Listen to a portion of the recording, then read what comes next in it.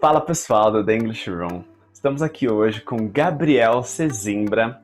Ele é um professor de inglês e ele utilizou ou utiliza, a gente vai saber um pouco mais daqui a pouco, o método Vergara nas aulas dele e no aprendizado dele. E a gente vai ouvir um pouco mais a fundo disso, porque realmente o método Vergara não é uma especialidade minha, eu só tenho acesso ali ao que ele posta gratuito, dou uma olhada de vez em quando. E a gente vai ter aqui uma pessoa que realmente analisou, comparou o método dele com outros métodos e que vai poder trazer pra gente aí um pouco mais de profundidade nessa discussão. Então, tudo bem, Gabriel? Obrigado por ter participado aqui do vídeo. E começa falando um pouquinho do seu canal. Uhum. Oi, Anderson. Obrigado também por ter me convidado aqui para fazer essa entrevista, esse bate-papo. Então, falando do meu canal um pouco, né? Eu criei esse canal, assim, um dos maiores vídeos, assim, os que dá mais visualização e o que é mais conhecido do meu canal é o Como o Mário Vergara Mudou a Minha Vida, né? Então, esse vídeo é bem apropriado, no caso, para falar. Como eu falei para você antes da gente gravar, eu não queria gravar um vídeo falando dele, do método dele, no meu canal, porque eu não fiz o curso dele, mas eu aprendi através do método dele, né? Uhum. E hoje eu utilizo o método parcialmente com os meus alunos, não é exatamente igual, até porque as pessoas cobram muito a parte do speaking. A gente vai falar que a maior parte do método do Mairo é sobre input, que muitas pessoas falam que é um estudo passivo e tal, de um jeito ruim, né? Que é tipo só leitura e escuta. A gente vai conversar sobre isso, mas assim, dando aula por esse tempo, eu já tô dando aula há 3 anos, né? E no começo eu era totalmente vergarista, digamos assim, né? E aí depois eu fui percebendo que os alunos cobravam muito o output, escrever, falar, né? Antes de alcançar um nível bom de compreensão, que é o que o Mário fala. Então eu tive que adaptar Tá. essa metodologia, né? Mas o que me moveu, o que fez eu me tornar professor foi o método do Mário, porque ele foi realmente extremamente revolucionário na minha vida, né? Eu já tinha tentado vários outros, né? Agora falando do caminho que eu percorri, né? Uma coisa que a gente tem em comum é não gostar do Duolingo, então eu tentei, assim, há 6 anos, né? Fazer pelo Duolingo. Uma questão que eu tinha era que eu tinha muita vontade de aprender. Muita, muita, muita vontade de aprender. Eu estava disposto a ficar o dia inteiro estudando inglês, sabe? Isso foi quando, em uma época que eu parei de trabalhar, e eu fiquei 2 anos sem trabalhar, era uma época de vestibular também, então eu peguei para estudar muito, e eu fiquei 1 ano testando métodos, principalmente através do YouTube, né? Uhum. Por isso que eu conheci muitos canais do YouTube. Hoje eu não conheço tantos, né? Porque já veio uma nova geração de professores. Eu conheço um pouco dos mais antigos, né? Eu tenho até um vídeo dos 5 melhores professores do YouTube. E aí eu falo dos clássicos, claro, né? Dos maiores e tal. Mas eu testei de tudo, sabe? E eu lembro que eu testei o Duolingo e fiz ele inteiro. Eu não sei se alguém estuda com Duolingo que tá assistindo, mas não funciona. Eu sou a prova de que não funciona agora o Duolingo, porque eu terminei ele inteiro. É super chato terminar, sabe? E assim, ele te dá uma falsa porcentagem do quanto que você tá evoluindo, né? Mas aí quando você chega a 100% não é nem 2%, não é nem 1% do inglês, sabe? Porque inglês exige milhares de horas. Isso eu sempre falo para os meus alunos, né? Milhares de horas, não só um pouco. Mas basicamente, então, falando um pouco do meu canal, né? E por que eu me tornei professor, o método do Mairo foi o que fez uma diferença muito grande no meu inglês. Eu tinha visto já professores dando dica de tipo para você conversar com você mesmo, explicar coisas no seu dia a dia, sabe? Professor que tem uma pegada um pouco mais para conversação desde o início, que nem você faz. Uhum. Fiz Duolingo, fiz outras metodologias também, né? Eu não cheguei a fazer livro didático, tipo de escolas tradicionais, eu não cheguei a fazer isso, Mas o único que me deu, assim, uma grande quantidade de... uma evolução muito grande foi o Mairo, né? E a gente pode conversar quando você quiser o que veio de diferente, né, no Mairo. Para quem não assistiu o seu vídeo, como o Mário Vergara mudou a sua vida? Ah, sim. É, então, né, acho que dá para eu falar nesse sentido que eu tava falando mesmo do que veio de diferente, né? Hoje, hoje olhando para trás, eu percebo que o que o Mairo Vergara mais traz no método dele, de diferente dos outros métodos, é um contato muito grande com o idioma, um contato com o idioma real, muito grande. Apesar de usar a tradução, né? A gente ainda vai falar de um pouco de tradução em outro vídeo, mas a quantidade de horas que você passa em contato com o idioma, seguindo o método do Mário Vergara, é muito grande e maior do que qualquer outro método que eu tinha feito antes. Os métodos geralmente eles se dividem em escrita, leitura, fala e escuta, né? Esses 4 pilares que são super importantes. Só que o método do Mairo, ele foca primeiramente em escuta e leitura, né? Em uma quantidade muito, muito, muito grande, né? Então você utiliza 2 ferramentas no começo. Uma é o Anki, que é um programa de repetição espaçada.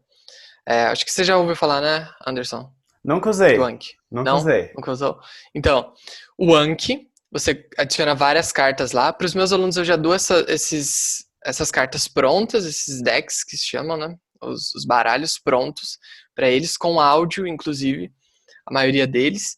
E isso gera uma quantidade de horas em contato com o idioma muito grande. E através desse input, tudo fica mais fácil depois E para como que fazer é o esse output. Seriam Seriam umas flashcards, a pessoa vê a Isso é um tradução, é programa tipo de isso? flashcards. Isso é um programa de flashcards. Então, é como se fosse um baralho de cartas, em que na parte da frente da carta tem a frase em inglês, e aí na parte de trás, o verso da carta, tem a frase em português.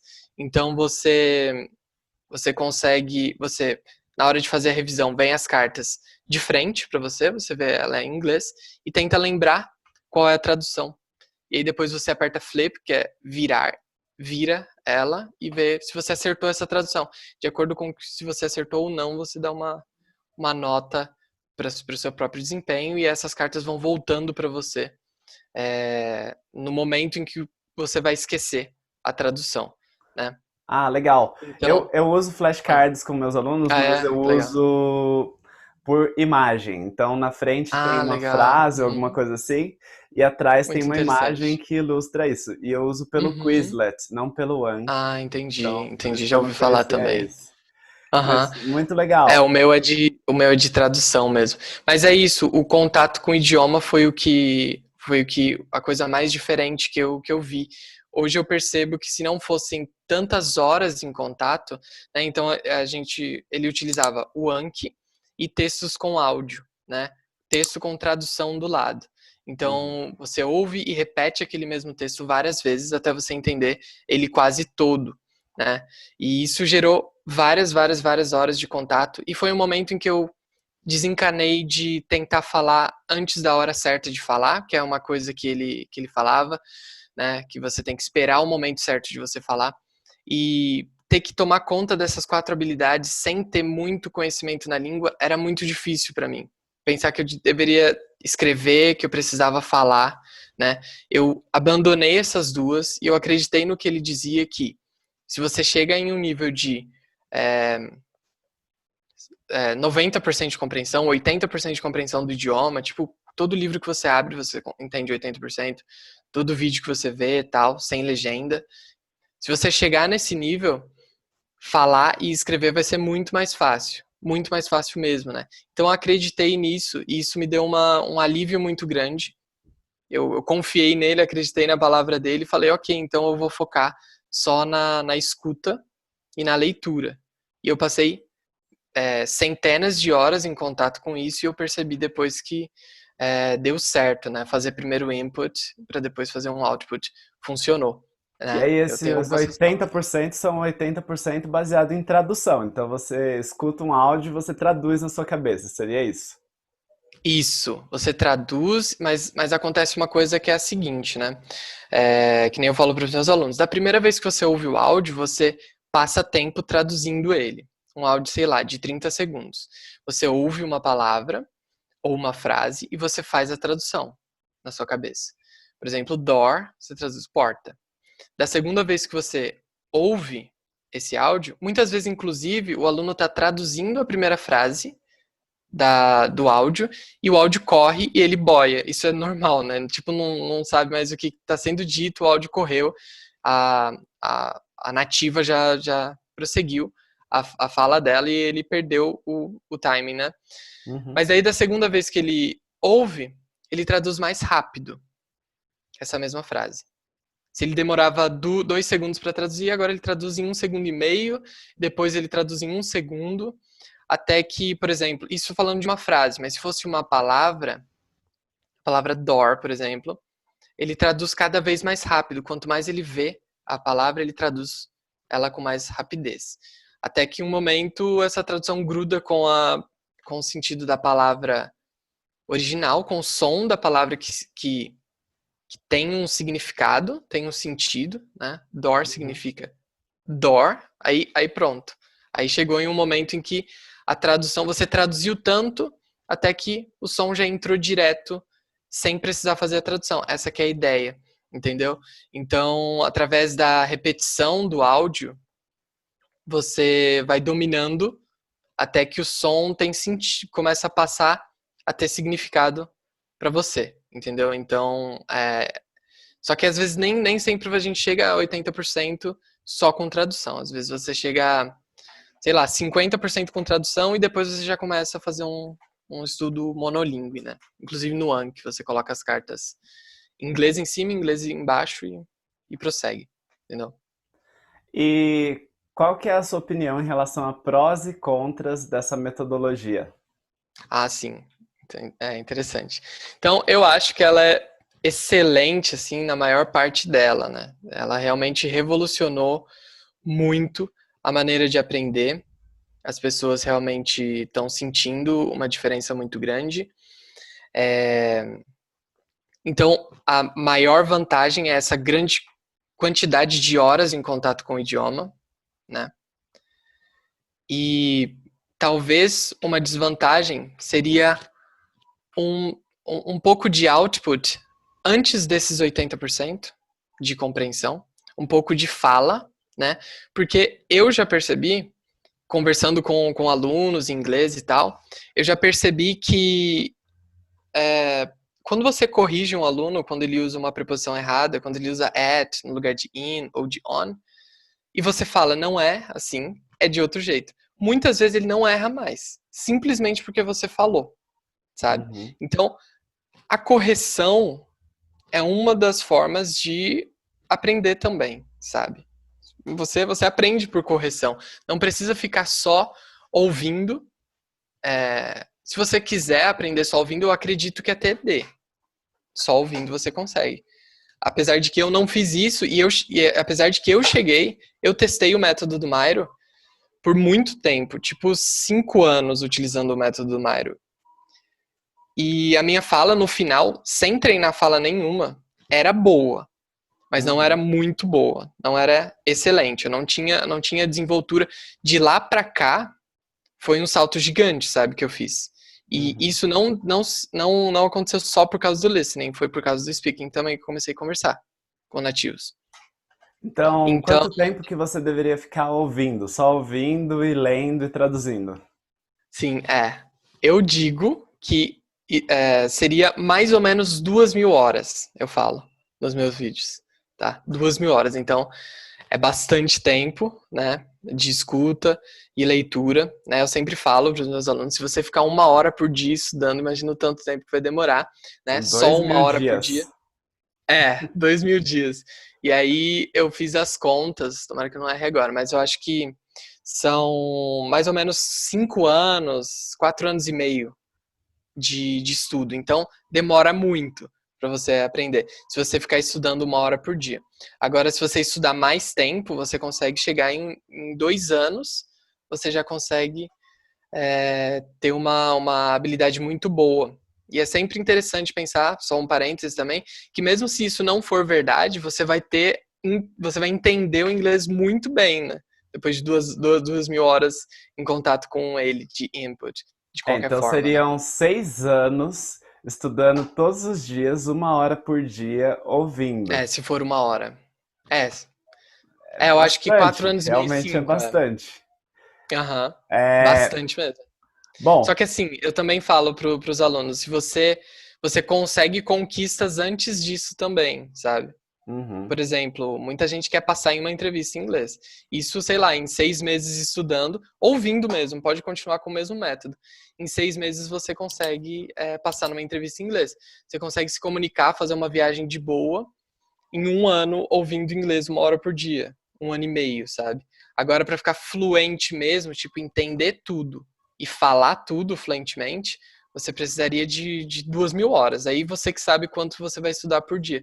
Por isso que eu aconselho que 1 hora por dia é pouco, né? Coloca o celular em inglês, coloca o computador em inglês, tipo, qualquer tempinho, escute inglês no final de semana, quando não tá trabalhando. Foca mais para que essas 2.000 horas venham mais rapidamente, né? Mas vamos pensar aqui num outro aspecto. Vamos Uhum. dizer que eu estudei 6 anos, 1 hora por dia, só ouvindo, não falei uma palavra, certo? Só ouvi. E aí eu Uhum. vou fazer uma entrevista de emprego. Mas eu nunca Sim. falei inglês. Eu chego lá na Aham. entrevista, eu não tenho nenhuma memória muscular. A minha boca Aham. não sabe pronunciar. Então, pode ser até que eu saiba articular as palavras em inglês na minha mente. Mas eu não sei falar um TH, eu não sei Sim. pronunciar uma vogal. Então, a hora que Aham. eu não sei a entonação, eu sei a entonação, mas eu não sei a entonação na hora de falar, sabe? Então, eu tô Sim. treinando português todos os dias. Eu falo português o tempo todo. Eu nunca falo Aham. inglês, eu só escuto. Então, imagina eu chegar lá e vou falar inglês naquela hora. Por mais que a minha imaginação fale assim, não, você está falando isso, vai virar uma coisa expectativa realidade, sabe? Você vai jurar Sim, que você com está certeza. falando, mas a hora que você abre a boca, se você gravar, você vai ver que você está falando I have a book which is Aham. on the table e vai ficar uma Aham. coisa maravilhosa. Porque é isso, você Sim. tá com um músculo formado na sua boca, na sua face, todo voltado para a pronúncia em português. Você nunca praticou o inglês. Pensa Sim, numa última coisa só para colocar. claro. Pensa numa criança aprendendo.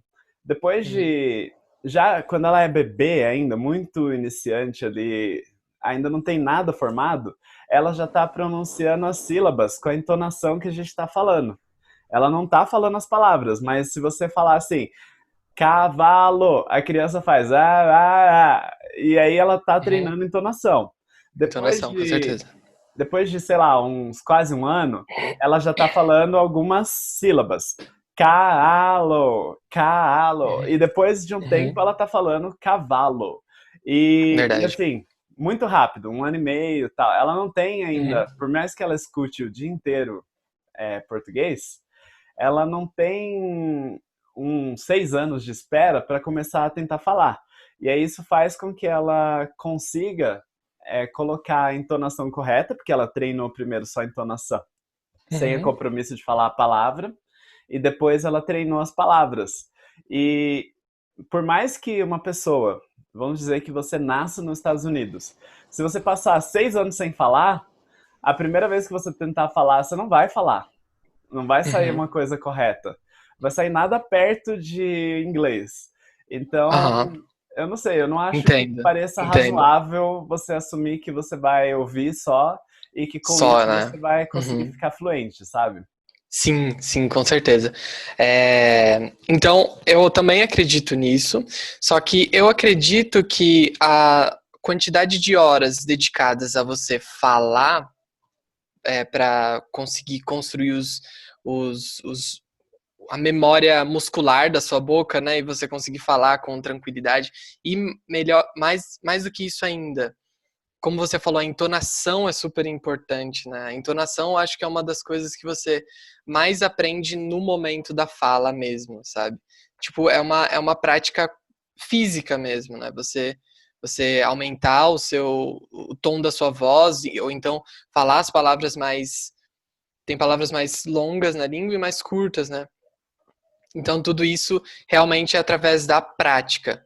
Só que a questão toda é que, na minha opinião, e na do Mário também e tal, a parte mecânica da fala é a mais fácil que tem. A parte mais complicada e que leva muito, muito, muito, muito mais tempo é a parte interna, psicológica, cognitiva da fala, né? Então, uma vez que você sabe tudo, por exemplo, você sabe todas as estruturas do inglês, sabe todo o vocabulário, ou quase tudo, né? Nunca é tudo. Mas se você tem muito inglês dentro de você, é uma questão de escolha sua colocar tudo isso para fora ou não. É claro que as primeiras vezes que você colocar para fora, vai sair o TH horrível mesmo, vai sair, né, várias coisas muito, muito primárias, né? Você tá esforçando pela primeira vez aqueles músculos e tal. Então, mas uma vez que você tem tudo internamente dentro de você, é uma questão de escolha falar ou não. No português é assim, né? Então, é, você pode pensar em português, pode pensar em respostas. Uma vez que você tem tudo dentro, a parte mais fácil é a pronúncia, a fala. Você pode até pronunciar de um jeito estranho ou então errado a sua pronúncia, mas aí para consertar a pronúncia é uma questão de alguns meses, muito menos do que para aprender e reconhecer os sons do idioma, né? E as estruturas do idioma, muito mais rápido é aprender a pronúncia, entendeu? Então essa seria o embasamento da teoria, assim. É, eu entendo isso que você falou, porém eu estudo neurociência também no meu doutorado e as partes envolvidas do cérebro para fala e para captar o som são partes diferentes. Então, ainda que você ouça muito, você vai se tornar um bom ouvinte. E isso não vai fazer de você uma boa. Isso não vai te dar habilidades para falar, porque são partes diferentes envolvidas na cognição para que você articule as palavras. Não só em termos de músculos, né? Mas também em termos de formação mesmo das ideias e das palavras. Por exemplo, eu não preciso falar, eu posso escrever. Quando eu vou escrever, ainda que eu não esteja usando nenhum músculo específico da minha boca, e nem nada muito excepcional, só estou usando meus dedos, que eu já estou acostumado a escrever, é um desafio muito maior para mim falar ou escrever do que ler ou ouvir. Então, digamos que eu quero escrever um texto. Ainda que eu tenha lido muitos textos, na hora que eu vou escrever, eu não recordo muito bem das palavras que devem ser usadas, eu não recordo muito bem das preposições que têm que ser colocadas, de como se escreve aquela palavra, mesmo que eu tenha lido, porque são partes diferentes do cérebro. Então, esse é um problema que eu vejo nessa questão que você me apresentou. E uma outra problemática que eu vi aí está na questão da tradução. Porque por mais que você comece a traduzir muito rápido, dificilmente, eu não acredito em impossível para nada. Então, sei lá, o Mário Vergara fala que é impossível você falar inglês em 6 meses, por exemplo. Eu aprendi em um. Então, eu não acredito em impossível de maneira alguma. Uhum. Mas eu acho que muito dificilmente você vai conseguir migrar de ser um subordinate bilingual, que é o que a gente chama essa pessoa que traduz na mente, mesmo que traduza muito rápido, para se tornar um coordinate bilingual, que é a pessoa que pensa no idioma. Isso existem vários estudos por trás entre as diferenças, né, de formas de bilingualismo, que eu não sei falar isso em português, e aí a gente tem ali o subordinate e o coordinate, que são o coordinate é a pessoa que aprendeu quando era adolescente. E aí ela faz tipo um botão de switch. Então, quando você vai pensar em inglês, você liga o botão em inglês e você não pensa mais em português. Aí quando você vai pensar em português, você liga o botão português e não pensa mais em inglês. Então, essa pessoa, ela tem uma estrutura mental, uma estrutura de ligações mesmo, neuronais, que é diferente da pessoa que é subordinate bilingual, que é a pessoa que estudou por tradução.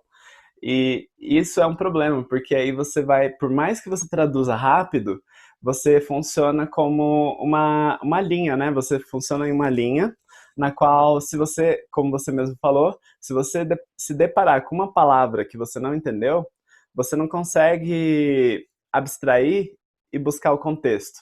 Você acaba sempre ficando preso naquela palavra. Você para e fala, peraí, essa palavra eu nunca ouvi. E a pessoa tá lá continuando falando, e você tá ali preso naquela palavra. E aí você fala assim, peraí, o que você tava falando mesmo? E aí a pessoa fala, tá bom, vou falar. Mas na vida real, a gente não tem muita oportunidade de ficar toda hora que a gente perde uma palavra tendo que perguntar para as pessoas. Em português mesmo. A gente não entende 100% do discurso, por mais que a gente tenha essa ilusão de que a gente entende. Mas quando a gente não entende alguma coisa, a gente continua ouvindo e aí a gente acaba entendendo porque todo o contexto vai fazer um sentido pra gente. Quem é subordinate bilingual, que é a pessoa que funciona com tradução, ela não faz isso. Ela para em todos os momentos que surge uma palavra que ela não entende. E aí ela não entende o contexto. Então, mesmo eu que dou aula de inglês há 10 anos, se eu pegar uma música, eu vou ter muitas partes de inglês que eu não vou entender, assim como muitas músicas em português eu não entendo tudo. Porém, como eu sou coordinate, como eu penso em inglês, eu vou pensar no contexto e vou conseguir extrair sentidos metafóricos e literais daquela música. A pessoa que é subordinate, ela tem dificuldade de entender metáforas, ela tem dificuldade de acompanhar raciocínios mais difíceis e principalmente de entender contextos. Qual que é a sua opinião em relação ao uso contínuo de tradução pelo método Vergara? Legal, eu achei muito interessante sua fala inteira agora. Né, vários pontos interessantes, eu tentei anotar alguns aqui. Muito interessante, eu acho que você conseguiu defender muito bem a sua tese quando você falou sobre a escrita, né? Que assim, na fala, você realmente. Porque eu estava falando que a parte física, mecânica da fala é a mais fácil, né? E aí você falou, ok, só que isso também gera algumas atividades, né? No seu cérebro que são importantes para a pessoa aprender o idioma. O fato de você construir coisas na sua cabeça. Eu acho que foi mais ou menos nesse sentido que você falou, né?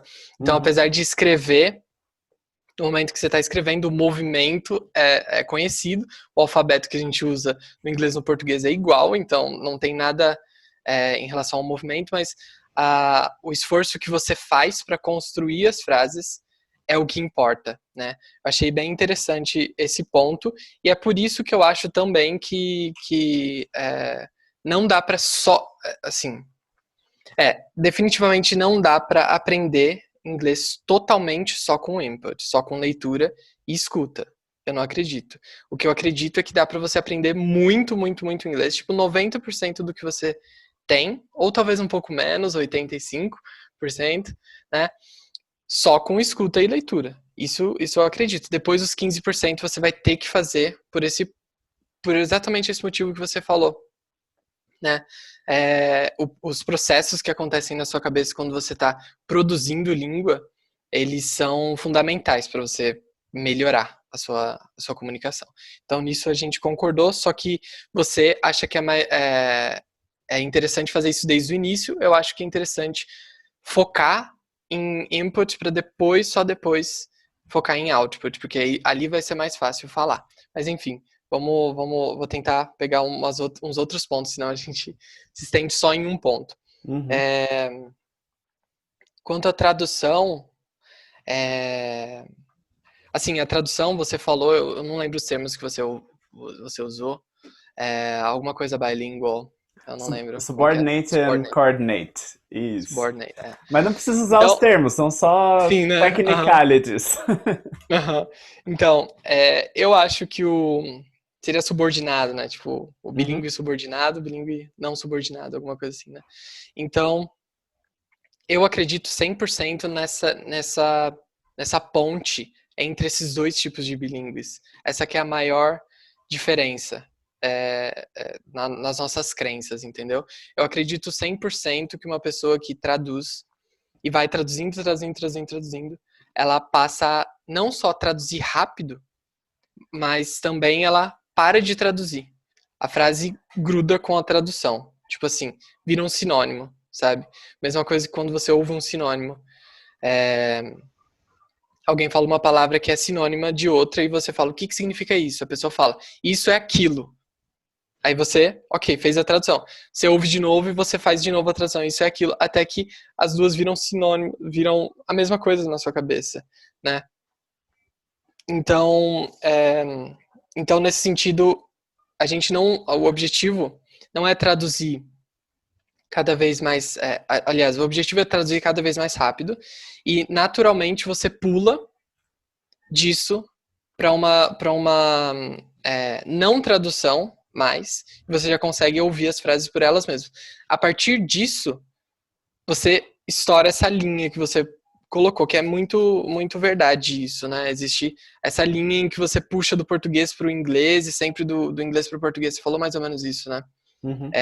Tipo, tentando traçar métricas quando as línguas são diferentes e tem estruturas diferentes e palavras diferentes e palavras que não existem aqui, que existem lá, entendeu? Então, nesse momento em que você consegue ter uma grande quantidade de traduções instantâneas, digamos assim, tipo, ouviu e entendeu. Na verdade, não é mais tradução, entendeu? Não é mais tradução. Você traduziu tão rápido que parou de traduzir. Nesse momento, você abandona a tradução e você faz um estudo monolíngue. Tem muitas, muitas, muitas coisas no inglês que eu não tenho que explicar, sabe, para o aluno. Eu já percebi isso. Tipo assim, é assim.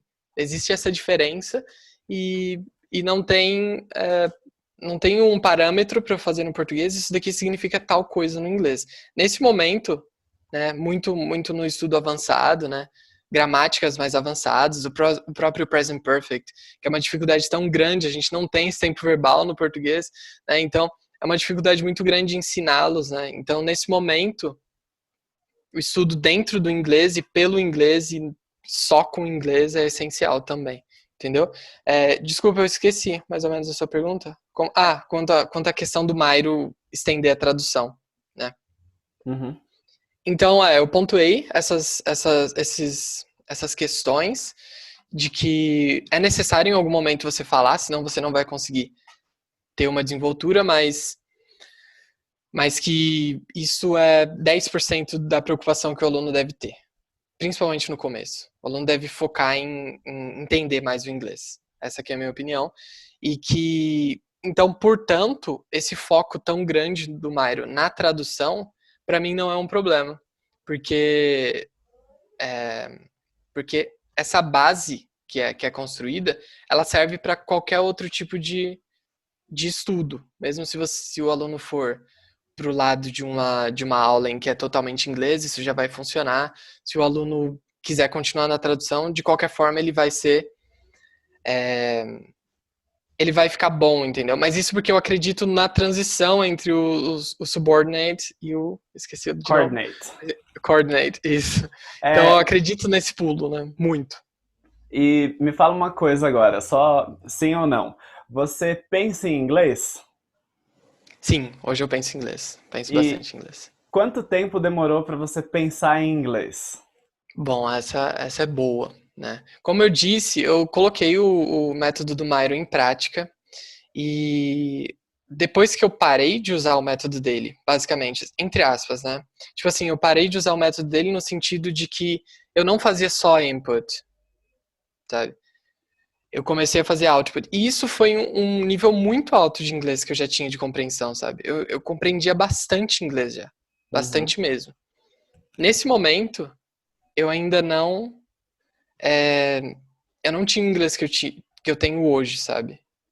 E assim, então do momento que eu parei de usar o método do Mairo, até agora, assim, tem uns 3 anos, digamos assim. Então são 3 anos de speaking, são 3 anos de treino, são 3 anos né, de tudo isso. Então, de output, 3 anos de output seria, né? Uhum. E aí você começou a É, pensar em inglês depois que você abandonou o método, ou você estava ainda ouvindo e já começou a pensar em inglês? eu já pensava um pouco, porque é muito, a questão toda é que é muito variável, todas essas, assim, as frases em inglês, por exemplo, tem frases muito comuns que você traduz tanto, aparecem tanto em séries, em livros, em todo lugar, que você traduz tanto que ela passa a, já faz o salto para o coordinate, entendeu? Você já começa a entender ela como ela é. Por exemplo, eu sempre dou um exemplo muito básico do What's Your Name, né? Os meus alunos, sempre os básicos, eles sabem. Eu falo, What's Your Name, eles sabem o que eu falei na hora que eu falei. Isso foi um processo de várias traduções até chegar em um momento em que não precisou mais traduzir. What's Your Name significa What's Your Name para eles e eles respondem o nome deles, entendeu? Uhum. Então, é, perdi um pouco a minha linha de raciocínio. Você lembra o que eu estava falando? Desculpa. Você ia me contar quanto tempo demorou para você começar a pensar em inglês. Sim, sim, quanto tempo eu demorei. Mas então é muito variável. Então, tem frases que aparecem mais e você faz tantas traduções que você já sabe. Por exemplo, a frase What are you talking about? Do que você está falando e tal, né? Essa frase aparece muito em séries, aparece muito em textos, em diálogos que você vê na internet, em meme da internet, do Facebook e tal. Aparece muito, né? Então, essa frase, você já vai pensar ela em inglês mais rápido do que outras frases, sabe? Então, enquanto Uhum. eu estava com o método do Mairo, somente, eu, eu fazia o seguinte, tinha frases que eu já pensava em inglês. Várias frases eu já pensava em inglês. Tipo, já vinha em inglês. Se eu precisasse falar aquilo, eu falava. E quando.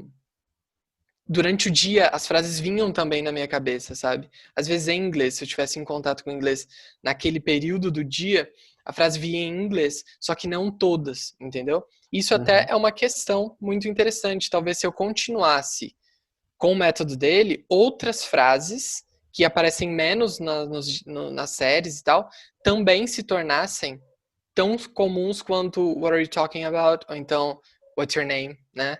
Então, essas frases, elas talvez ficassem tão comuns para mim, né? E aí eu já falaria também tudo pensando. Só que isso ia demorar muito, de qualquer forma, ia demorar muito mesmo. Então, colocar o estudo do, assim, um pouco mais forçado, é, ver como que se fala tal coisa, ter um professor que te fala é assim que se fala e tal, foi uma coisa que acelerou muito o processo de eu pensar totalmente em inglês todas as frases que eu falo, entendeu? Então, o fato de ser muito uma coisa que varia muito, tipo, tem coisa que aparece mais na língua, essas coisas você vai traduzir mais vezes até que ela vire a própria, o som tenha significado. Outras frases aparecem menos, então é muito assim. Mas chegando nesse momento em que metade está traduzindo, você está pensando metade em inglês, dá um empurrão com a conversação, ajuda bastante, com certeza. E o que que você acha dos métodos que são absolutamente sem tradução? Bom, eu acho bom. Essa que é a verdade. Nossa, depois de toda essa discussão, eu acho bom. É, eu acho bem legal. Eu só acho que eu nunca utilizei, né? Mas algumas pessoas têm uma restrição, alguns alunos, né, no caso. Mas aí, Uhum. enfim, né, você tem que ver o que é bom a longo prazo para o aluno, não o que é bom no momento. Mas é, alguns eu acho que criam até um bloqueio e tal, porque é muito difícil falar no começo com pouquíssimo input, né? Com pouco conteúdo de estrutura, pouquíssimo vocabulário, é muito ruim tentar tirar, é uma sensação muito ruim, né? Eu já tive momentos, enfim. Eu faço conversação também com os meus alunos, só que lá no avançado, né? Quando eles estão muito bons já. Uhum. Então, em muitos momentos eu percebo a aflição, né, do aluno tentando falar e assim, falando, nossa, que sensação ruim, não vem a palavra na minha cabeça e tal. Então, pegar isso desde o início talvez seja prejudicial nesse sentido do aluno se sentir desmotivado e tal, mas se você consegue é, colocar essa motivação para ele, é melhor. E um segundo ponto é que eu acho, sinceramente, que com a tradução, assim, em grande quantidade, com o Anki, por exemplo, em que você coloca várias cartas por semana lá e por dia, né?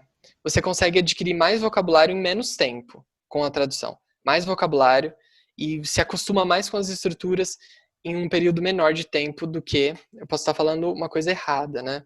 Do que uma aula de conversação, um estudo monolíngue, né? Assim, eu Uhum. acho que a tradução te ajuda a entender o que significam as coisas com mais velocidade. E no começo tem tanta coisa para aprender que eu acho que essa velocidade é importante, né? Então, seria esses dois pontos.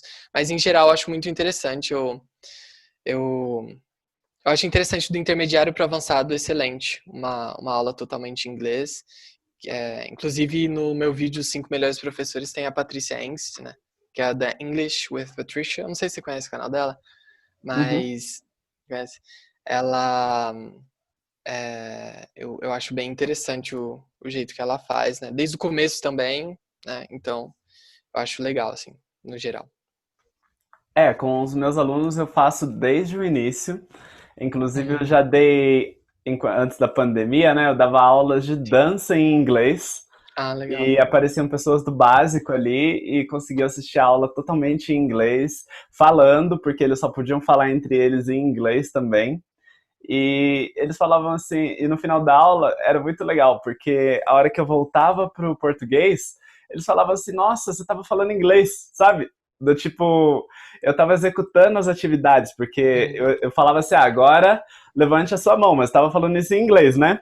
E aí eles levantavam porque eles viam fazendo e eles já pegavam o que eu tava falando porque eles estavam vendo ali. E aí no final eles falavam, nossa, a aula foi em inglês, sabe? Tipo, eu tinha uhum, esquecido que eu tava falando inglês, que eu tava vendo uma aula 100% em inglês. Porque é isso, a pessoa, o cérebro é muito cansativo para ele ficar fazendo a tradução, né? Então, no final, a pessoa não percebe mais que ela não tá falando português, ela já parou de traduzir. Isso, assim, no nível básico, sabe? Então, mesmo para alunos que estão começando hoje, é o que você falou, tem muitas frases que você já teve contato muito ao longo da sua vida. Então, a gente que mora no Brasil, a gente já teve muito input. A gente uhum, já cresceu ouvindo música, a gente já cresceu jogando videogame, já cresceu assistindo filme legendado. Então a gente teve muito. O que você vai fazer, eu no meu caso, né? Quando dá uma aula em inglês sem nenhuma tradução, é ampliar a zona de conforto. Então, hoje a zona de conforto do aluno, quando ele chega na aula, é saber falar o nome e a idade, talvez. E aí eu vou falando, ah, legal, então agora você sabe falar o seu nome, você sabe falar a sua idade. Agora você vai aprender a falar o seu nome, a sua idade, o nome da sua irmã e a idade da sua irmã. Aprendeu? Agora você vai falar o seu nome, a sua idade, o nome da sua irmã, a idade da sua irmã, o nome da sua mãe e do seu pai, e a idade da sua mãe e do seu pai. E aí a uhum, pessoa já começa a ampliar a zona de conforto dela. E ela fala: Nossa, eu consegui falar inglês na primeira aula, você não falou nada de português e a aula saiu. Então, eu acredito muito que existe uma certa questão comercial. Eu não estou falando de você, tá? Mas eu uhum, acredito que existe uma certa questão comercial por trás da venda de inglês com tradução, que é as pessoas têm medo do inglês. Então eu não vou cutucar aquela ferida e falar assim, você vai falar inglês. Eu vou falar assim, não, fica tranquilo. É, eu vou te dar um português aqui, você não vai ficar totalmente perdido. Porque aí é o que você falou, gera o trauma. A pessoa fica com aquele medo. E aí os professores têm medo de traumatizar os alunos e acabam ensinando eles com português. Fora que para quem ensina, se você usa o português é muito mais rápido e mais confortável, porque você não precisa fazer malabarismos para o aluno entender arrive. Imagina explicar a palavra arrive. Eu uhum. passei, então, dependendo da palavra que você vai explicar, pode ser um desafio muito grande. E aí, se você só soltar a tradução, o aluno pode entender naquele momento. O problema é que o idioma que está mais fundamentado na sua cabeça no momento é o português, ou seja lá qual for o seu idioma nativo.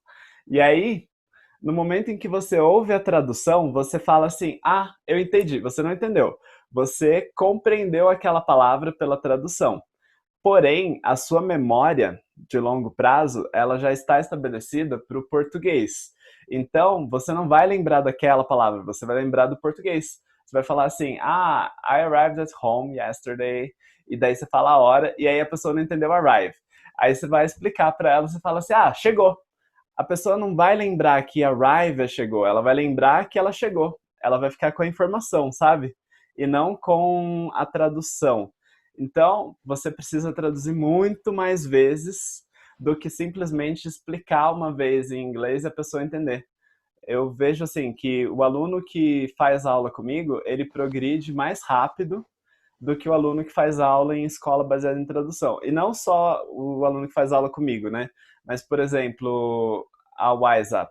A WhatsApp prega o inglês sem tradução desde o começo também. E é um inglês de 1 ano e meio para você ter uma fluência conversacional, que é você ser capaz de viajar para fora e se virar e pensar em inglês, etc.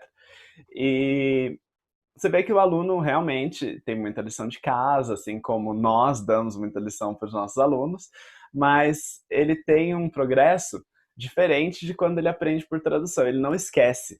Então, quando a pessoa traduz, ela esquece mais rápido. Eu sei porque, assim, eu passei o ensino médio inteiro traduzindo textos, traduzindo músicas e eu não aprendi nada. E eu estudava em casa, eu jogava videogame, eu gostava de inglês, sabe? Então era uma coisa que eu tinha assim pra mim, não, vou aprender, vai ser legal. E eu era adolescente, sabe? Então meu cérebro era muito melhor do que é hoje. E eu aprendi inglês em 1 mês sem tradução, fazendo intercâmbio, contra 3 anos de estudo de inglês de escola com tradução. Então, ali eu vi assim, eu falei, não existe essa coisa de tradução. Primeiro porque tradução não existe, uma língua não é baseada na outra. E segundo porque, cara, você vai ficar traduzindo, sua mente vai sempre ficar pensando em português. Aí pode ser que você tenha ali um clique de tanto traduzir, você fala assim, não, agora eu sei que what's your name, ele quer saber o meu nome. Mas você não sabe que ele quer saber o seu nome. Você sabe que o what's your name é a tradução direta de qual o seu nome. Entende a diferença? É diferente de entender, você decorou. Então, para mim, quando você traduz, você não entende, você decora. E quando a gente aprende entendendo um conceito, a gente fica mais livre para explorar aquele conceito. A gente fica mais livre para improvisar dentro do inglês e poder sair das estruturas já pré-fabricadas. E quando a gente decora, é que nem decorar uma fórmula matemática. A gente não consegue entender por que aqueles elementos da fórmula estão ali. A gente vai lá e executa. Bom, eu vou te dar Uhum. um tempo para fazer uma réplica para a gente poder Aham. encerrar esse vídeo, senão ele vai ficar infinito, Gabriel, porque a conversa está muito interessante.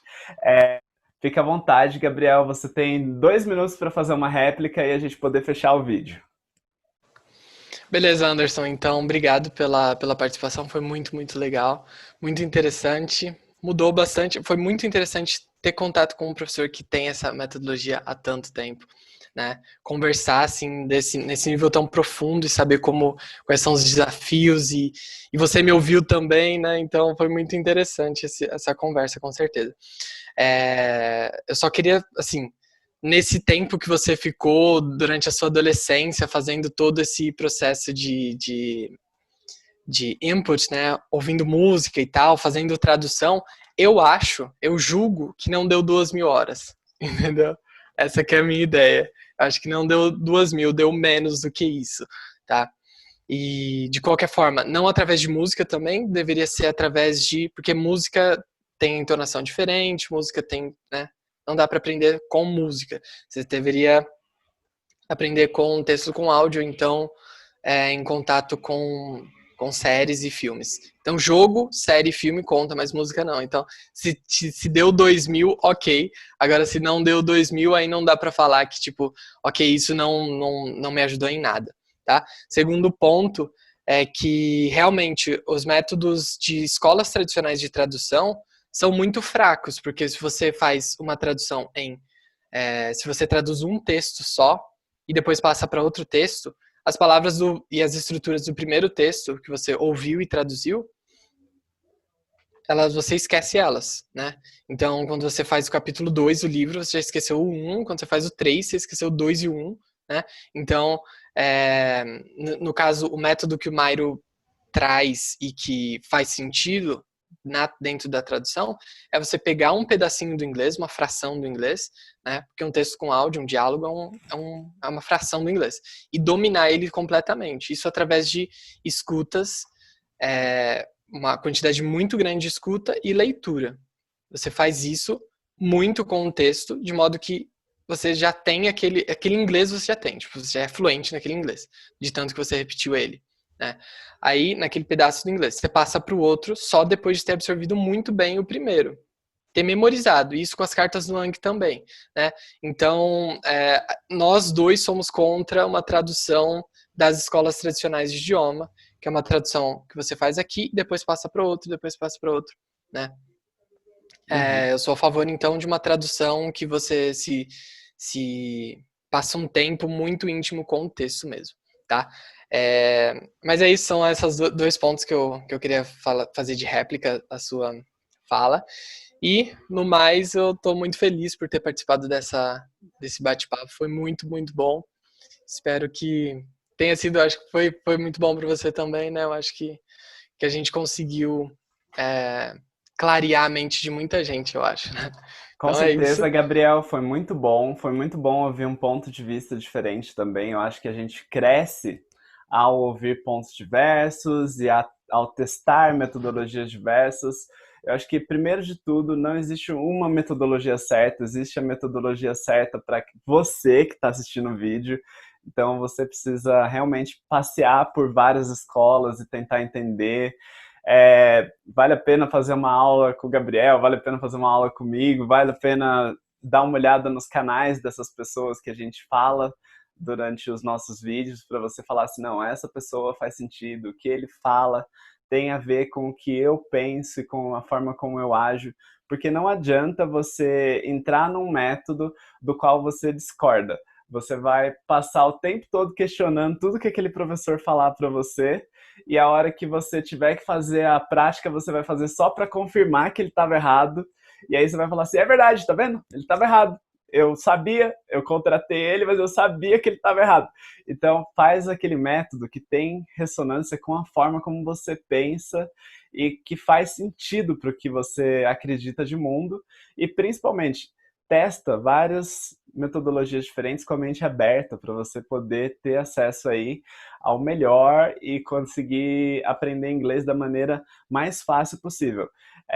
Não se trata de quanto você vai pagar, mas sim do tempo que você vai dedicar, porque se você se dedica a um tempo X no método certo, você vai ter resultados mais rápidos. E esses resultados vão refletir para você economicamente e principalmente vão poupar o seu recurso mais importante na vida, que é o tempo. O tempo é o único recurso que não volta pra gente. Então, às vezes a gente fica assim, eu não vou pagar, prefiro fazer Duolingo que é de graça. Mas o tempo que você gastou ali e não aprendeu, não volta mais. Então, o tempo que você deixou de falar inglês e de fazer amigos que falavam inglês e de entender filmes e assistir coisas legais, aprender coisas novas pelo YouTube em conteúdos em inglês, não volta mais. Então, eu acho que você tem que priorizar o seu recurso mais importante de todos, que não é o dinheiro, e sim o tempo que você tem. Gabriel, muito obrigado. Gente, quem quiser ver o Gabriel falando inglês e ver que é possível também aprender inglês pelo método do Mário Vergara de input, apesar de que ele já fez muito output agora, vai ficar um card aqui em cima, em algum desses lados da tela, com o vídeo dele falando inglês como uma nativa. E quem quiser saber um pouco mais sobre a minha aula em inglês, totalmente em inglês, eu fiz uma aula demo, e aí vocês conseguem também ver aqui em cima, tá bom? Muito obrigado, Gabriel, e até a próxima. Tchau, tchau. Se você chegou até aqui, é porque você está interessado em aprender inglês. Então eu já te aconselho a se inscrever no nosso canal. A gente tem dicas para que você aprenda mais rápido. Deixe seu joinha e compartilhe com aquele amigo seu que está tendo dificuldade de aprender.